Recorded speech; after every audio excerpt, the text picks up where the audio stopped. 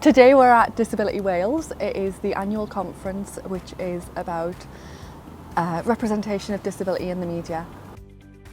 We're looking at the impacts of the media on disabled people and how the negative stereotypes that the media portray impact the lives of disabled people, negative narratives and things like that.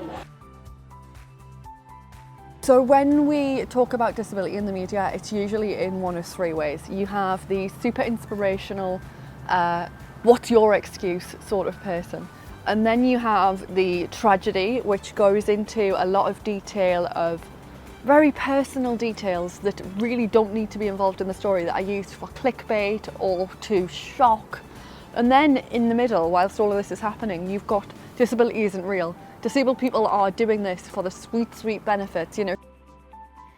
This conference is so important because as we've moved on over time, the representation of disabled people have grown, but there are still so many more steps to be taken, and this is an excellent step to making sure that people are represented in the way that they need to be represented.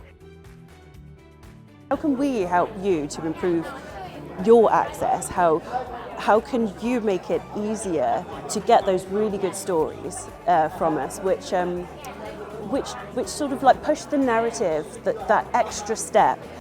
We need to be seen and heard on TV, on the radio, online, in news, press items. We need to ensure that disabled people are seeing themselves and the stories, their lived experience, so how important that is. It helps to influence society's attitudes towards disabled people.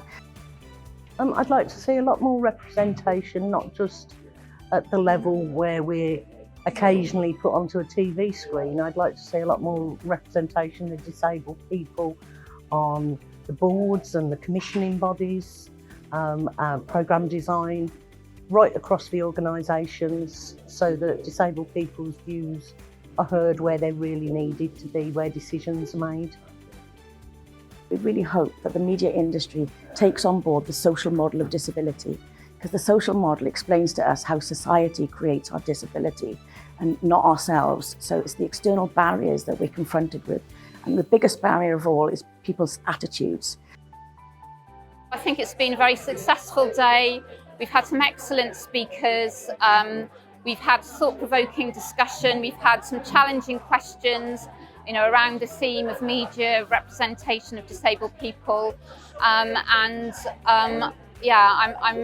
feel like there's still a lot of energy in the room. So hopefully people have felt, this has been an important day to spur people on.